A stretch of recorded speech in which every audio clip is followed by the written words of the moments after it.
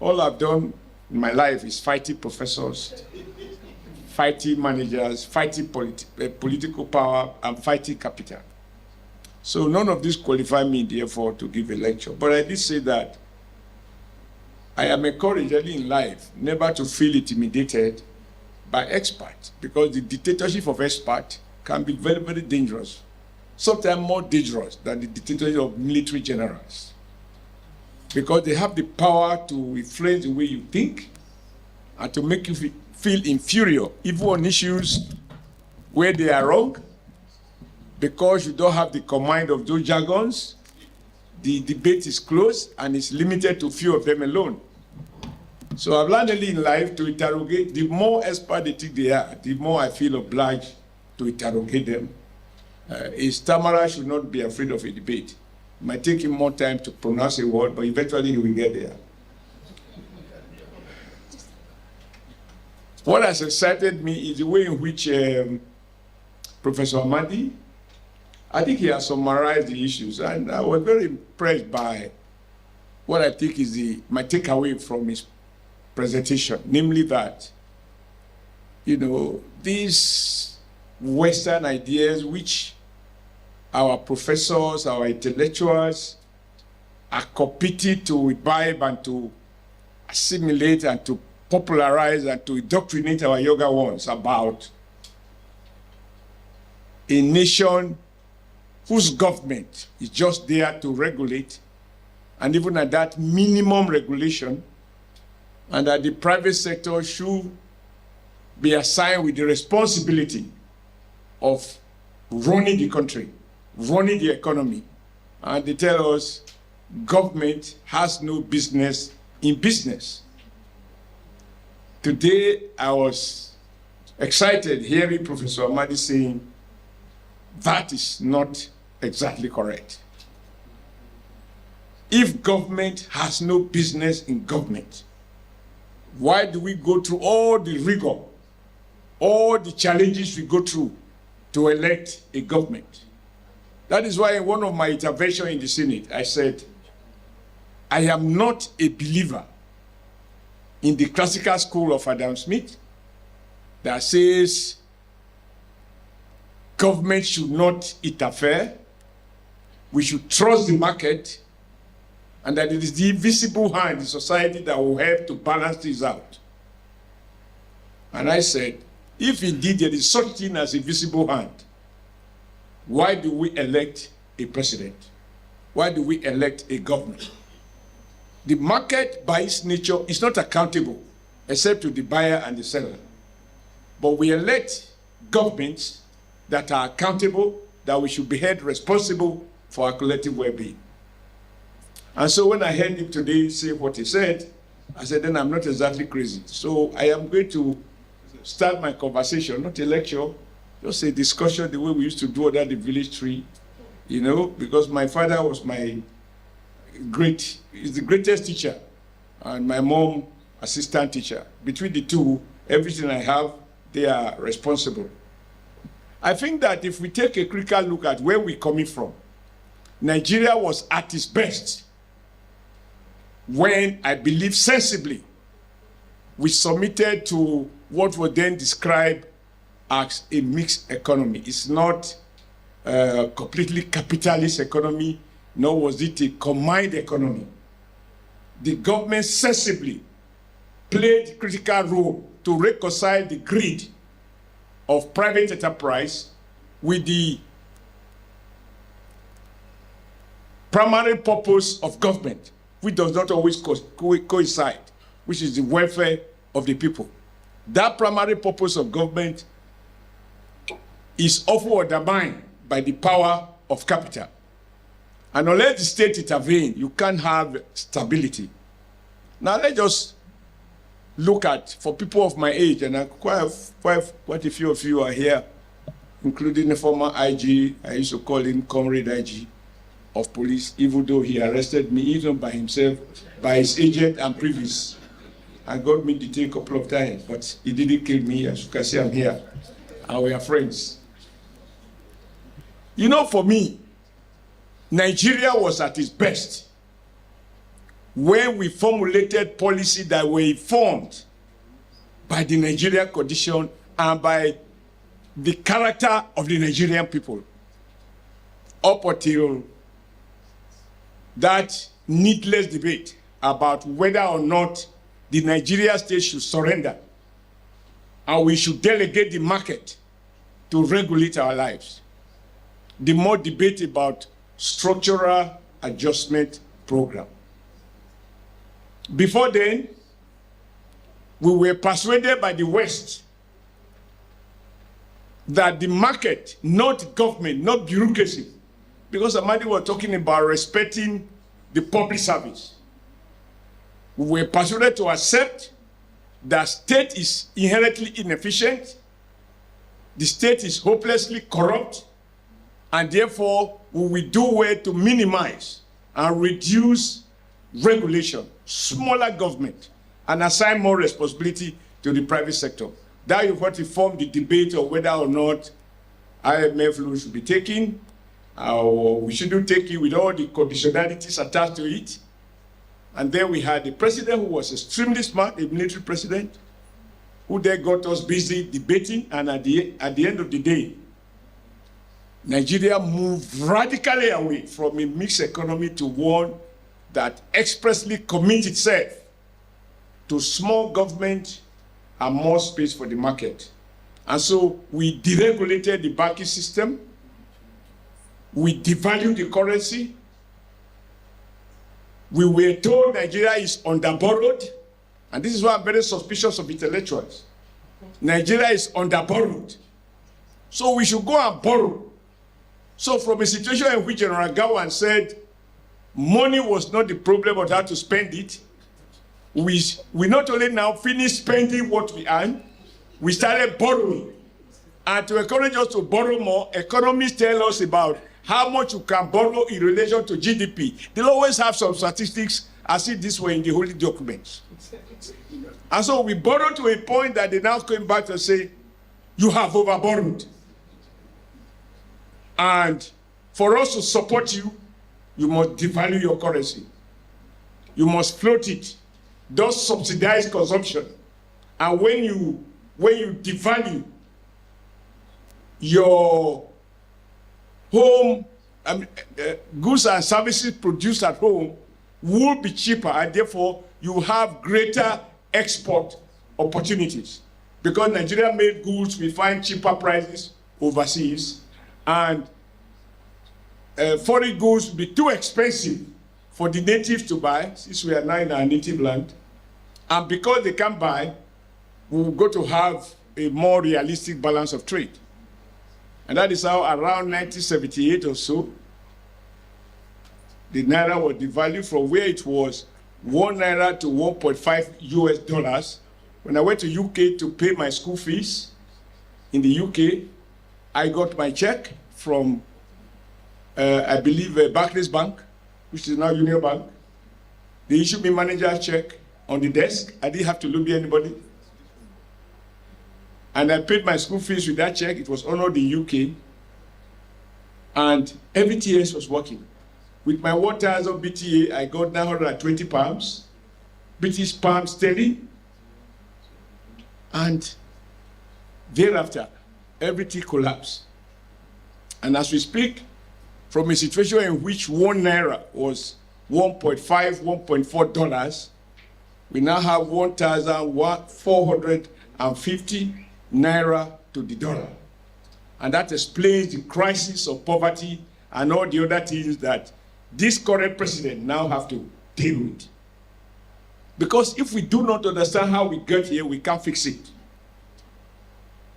I work in a textile factory. And I'm very proud about that. Because it speaks to the whole issue of unity of our country, but also having leaders that are inward-looking, that can think ahead of his people. The premier of northern Nigeria decided that, given the fact that cotton is produced in most parts of northern Nigeria,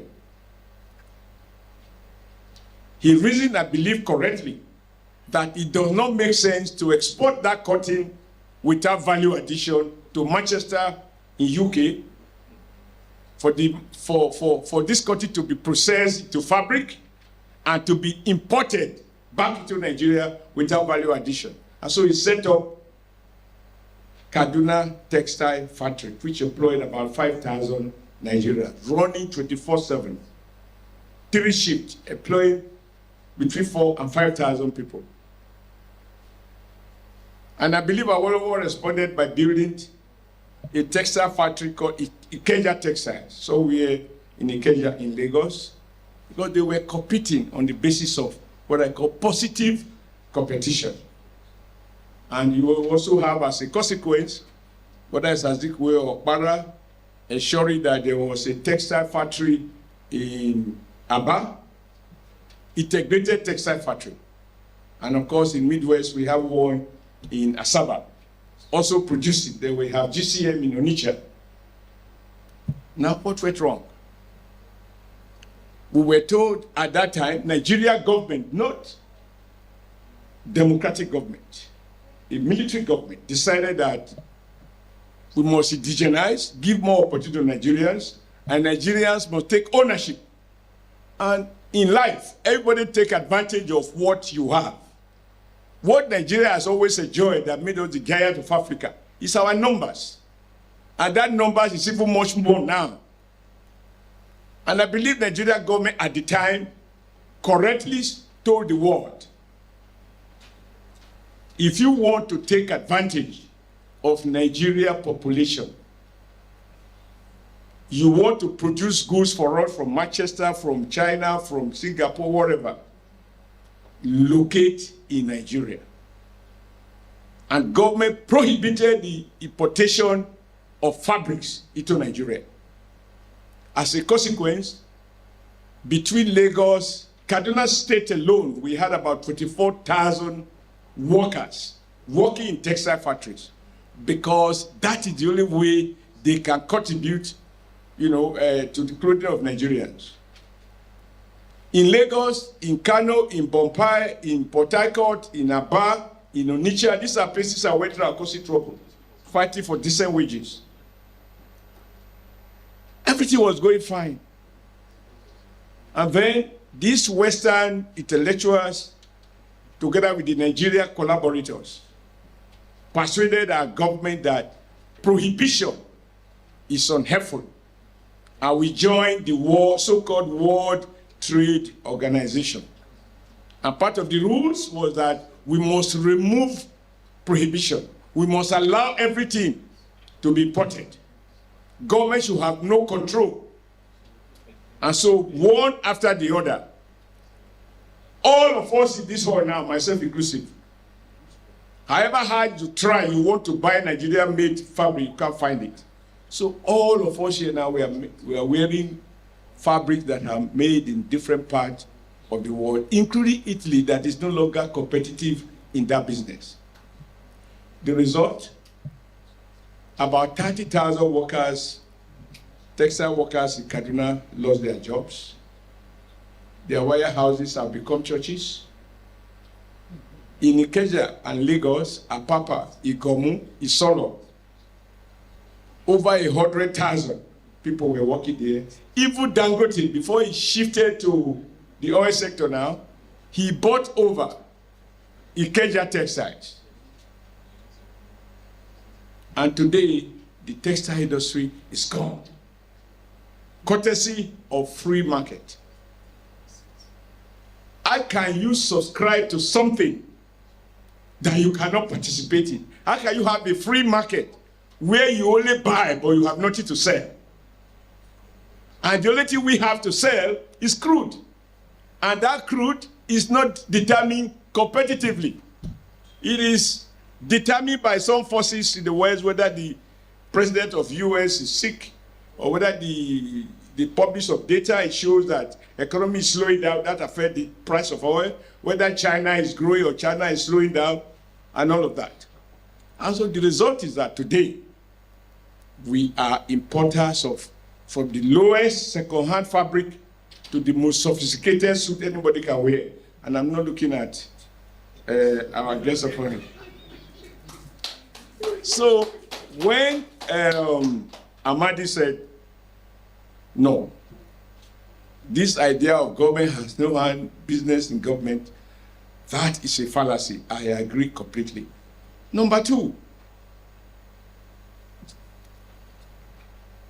it's so difficult to understand for people like me how people of my generation and even those of us who are younger, who are now in government, we have actually, without policy pronouncement, just by practice, privatized basic education. When I became governor of Edo State in 2007, one of the first meetings I had was with Okada riders. I didn't understand how a motorbike can become a means of mass transit, intracity transportation. How? When I grew up in Kaduna, you don't want to ride a motorbike. If you must do, you can't even get your wife to agree to back with you because they have to sit. They don't want to hold you. You know what I mean? For religious reasons, for all sorts of reasons. And Nigeria had degenerated to a level that is a motorbike that is now mass transit. But after having conversation with them, I asked them about education. And I was shocked that virtually all of them, about 80% of them, have their children in, quote, private schools, private primary schools, private secondary schools. These are poor people who derive their income from motorbike riding and you pay them small money and so on and so forth. And I asked them why. They said to me, although they are not sure of the quality of these private schools, some are of high grade, others are low, but at least usually they have roof. The classrooms are roofed and there are no potholes inside the classroom, and they have what look like table and chairs in the classroom. But government schools, from the classroom, the children can see the sky. When honorable members are flying across to land in Benin, the children are waving from their classroom to the aircraft. And those we consider, we describe as schools for the children of the poor. And so everybody now conclude that, look, you rather take your child to a mushroom private school. So what does that mean? It means that we have privatized education. If education was privatized in my time, I will not be here. I would have been languishing in my father's cassava farm, and in the evening in my mother's groundnut farm, and by now I probably would have departed because of hardship. So how is it that those who were beneficiaries of Awolowo's basic education in the West and of Sadana's education even with allowance in the North? I heard so much about Barewa College. It wasn't private. There were high-profile, first-class institutions across the country. A degree holder from University College, Ibadan, is better recognized than a degree holder from one of the American universities. America was considered as inferior in terms of quality of education. And we have Indians coming here struggling to be employed as graduate assistant. That was when Nigeria government was in control. And we were persuaded to liberalize, to deregulate, to allow the market to regulate our life. And here we are today. I was a student in the UK in the 70s, in the late 70s, when, for some of us who will remember, talking about the power of a nation state, Henry Kissinger wanted to visit Nigeria, and Joe Garuba said, after consulting with the then head of state, Murtala Mohammed, and he said, Henry Kissinger was not welcome. American foreign minister was not welcome.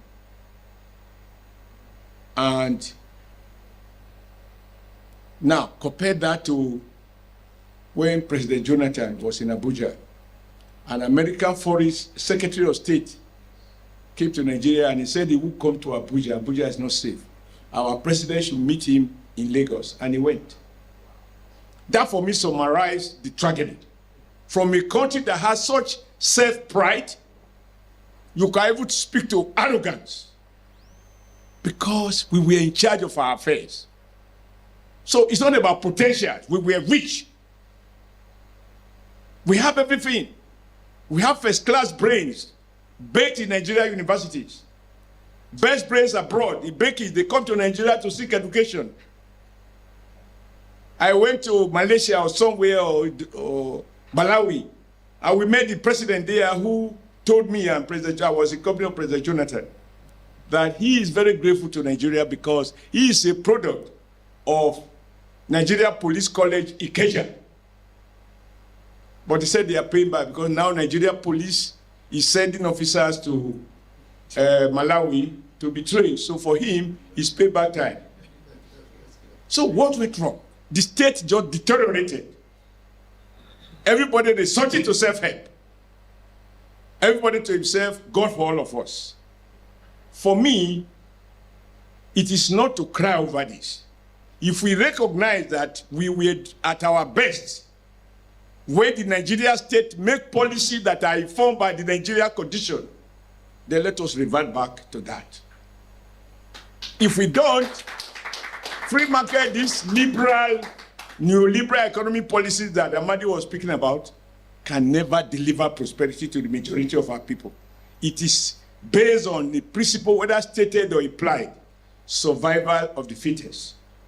If you are poor, it is your fault. If you survive, you are intelligent. And we have smart guys who manipulate the banking system, etc., they become billionaires overnight. So I think it is not late for us. And I'm happy that we have a president with huge courage to take decisions. And my hope is that over the next 2-3 years, Amadi said something that some of the decisions the president has taken, people will wonder, does this man want second term? But like it is said, a petty, narrow-minded politician who is seeking power for his own sake, think of the next election. A statesman who wants the best for his country, we speak about what works for his country, regardless of the consequences. There are many of us who want to have the best of homeland, but don't touch our eggs. But every president that wants to serve his people, good homeland knows that he must break somebody's eggs, however powerful that person is. So today, that national item that we are reverting to, a country in which no one shall be oppressed. I know that is, I have been fighting oppression because that is what the national item tells us. A country where no one is oppressed. Today, oppression is the name of the game. Somebody will tell you, I will teach you a lesson. And with a connection with the DPO, it can teach you much more lessons than you ever imagine. So where is the rule of law? There are so many. I'm not in the interior, and I have a way to interact with people who are managing our, quote, correctional homes. We change it from prison to correctional home to emphasize that prison is not meant to kill.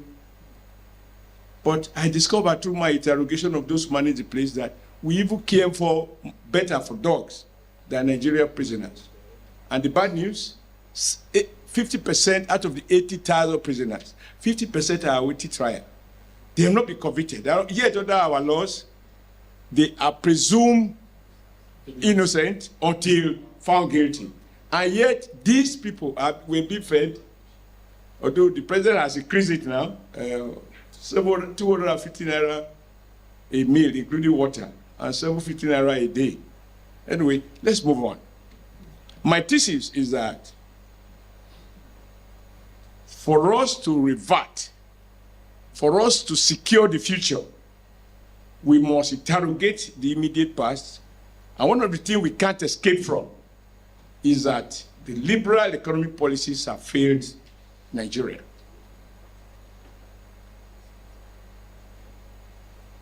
For example, last week, I found out that an Indian guy is building an integrated textile factory in Benin Republic. You will wonder why I keep talking about textile factory, not only because I work there, but it's a labor-intensive industry, where few bank clerks will generate the billions that the banks announce. For a textile factory to make billions of naira in profit, it must employ thousands of people working 24/7, running 4 shifts. Now, taking advantage of the African Free Trade Agreement, this India has successively located a huge textile factory in Benin Republic. The market is Nigeria. I want to be able to see the president saying, yes, Africa growth, we have these agreements, but I am elected to uphold the Constitution of the Federal Republic of Nigeria, not of Africa Charter. We would relate with other countries. The days must be over when we talk of Africa as the centerpiece of our foreign policy, a way to one in which Nigeria and the welfare and the well-being of Nigeria is the central focus of Nigeria foreign policy. If it is not good for Nigeria, we will do it. We will do it. After all, our students, some of you here, we all contributed money for the liberation of South Africa. We naturalized British petroleum. That was the peak of our power. To teach the British a lesson. Can we teach them a lesson? Not Obasanjo. Oh, okay, Obasanjo, military is forthcoming. And we had the power to say, the principle, no, if you support apartheid, we take over your company. And we did. Today, when I hear that the current president of South Africa, in one of his campaigns before this last one, was saying that Nigerians were taking the job of South Africa. That is how those attacks on Nigeria's small businesses, they were instigated by the state. We helped them to get their freedom, but that does not mean they will allow us to come and dominate their economy. But they are dominating our economy, if you know how much MTN is cutting away every year. So for me, I am advocating that after this 1 year, the president should sit down, government, all of us in the Senate, in the National Assembly, and identify those things, those industries that we need to reinvent, to return back to Nigeria, using our population as a tool to get them back here. 200 million people, if 50%, 100, is wearing Nigerian-made clothes, we will have more than 10 million people working in Nigeria. Government will not be the source of job creation. When we talk about overhead, the governance, is because we have so many institutions, so many desks, try to create opportunities for everybody to work for government. And government is not the best employer in terms of salary. The job may be guaranteed, because whether you work or not, you can be selling t-shirt part-time, but you are not going to be wealthy. You just learn how to steal, and that is it. Because I didn't write anything down specifically, but let me just take you through when people talk about the public sector, why this president has a lot to do. And I'm happy he always assures us nobody should pity him, because he didn't take this job in error. He actually struggled for it. He even had to say a miloko. That's why there is power of the tongue. When somebody said, we shouldn't run our country. If we run our country with our mouth, so be it. If we see that we are the hope of the world, there is power in our tongue. That will come to pass. I would like us going forward to say to Marceline, you left Nigeria, but you are still selling tires to Nigeria. 90% of your market is Nigeria. You relocated to another African country where you won't be able to sell in Nigeria unless you relocate. Government will give you state guarantees. And if you can imagine that all the tires that we are importing and using to drive all our vehicles, if half of them were made in Nigeria, millions of jobs will be created. There are no miracles. It's policy that leads to certain outcome. And these guys will not come voluntarily. They have to be used, they have to be sanctioned. You want to come to my house? This is the gate. I will not buy food from you unless you cook it in my kitchen. Mr. Dunlop, you were in Ikeja. You left. With renewed hope, come back. I will give you guarantees. Otherwise, you will not be allowed to export tires to Nigeria. The big one. Toyota, if you go to government houses alone, myself included when I was in government, you will think we are car dealers. The number of Toyota vehicles in Nigeria. Haba. We started sensibly, ironically under a military government, that given our population, we need to have Peugeot automobile here. Peugeot car was once a very popular car. It doesn't die. If the engine knocks, you cut it 02, 03, 04. Right? And Peugeot was located in Kaduna, and they employed about 3,500 workers, producing about 200-300 cars a day. I went there to organize a couple of strikes when they refused to pay our people well. So I know what I'm talking about. Then we had Volkswagen in Lagos, where Patutomi was GMD at the age in his 30s, employing about 3,000 to 4,000 people. Volkswagen in Lagos. Then we have Mercedes-Benz in Enugu producing trucks. We had Leyland in Ibadan, and the other one in Bauchi producing tractors. So even federal character was going to take into account. How did they disappear? Free market. Don't control. We belong to WTO. No country can be island to itself. We can't be island to ourselves. If opening up brings impurities into our system and kill our job and destroy our industries, we need to revert to the past. And that is why when we celebrate China, we just look at the outcome without looking at the system that produced that outcome. The Chinese also go to the World Bank. They also go to the IMF meeting. They listen. When they finish, they say thank you. They go back to Beijing and do what they call capitalism with Chinese characteristics. The interest rate is not market-driven. The rate you change your money in hotel is the same rate you change it in the bank. I know it because I have been there. That is not market forces. That is state regulation. And when a state functionally abuse power, they execute. They kill. And so, without following Western models, China has become, over a period of 15 to 20 years, they had double-digit growth consistently, not based on market liberal models. When Washington insists that the Chinese currency is overvalued, the Chinese reply, it is not the foreigner who will tell us the value of our currency. In Nigeria, our people will go to the World Bank and IMF, they will tell us what they think we are. And we celebrate that fifth rate, what do they call them now? They have these funny, not funny names, well-known names in West, that they have given us B+, B-, B+++. What the hell does it matter? We are to rate who we are, not foreigners. And until we return back to this homegrown policy and damn the consequences with the world, because they are going to fight us, I do not think that romancing with them is going to deliver us. No, it will not. And they will turn around to accuse us of corruption. And yet every kobo stealing are kept abroad is in their banks. But they are not corrupt.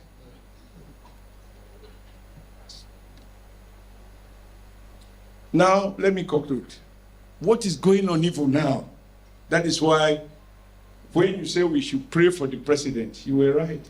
I am not a fanatic when it comes to, because I don't believe that just being godly is enough to bail us out. I said something somewhere that those who say, praise the Lord, that your business will prosper.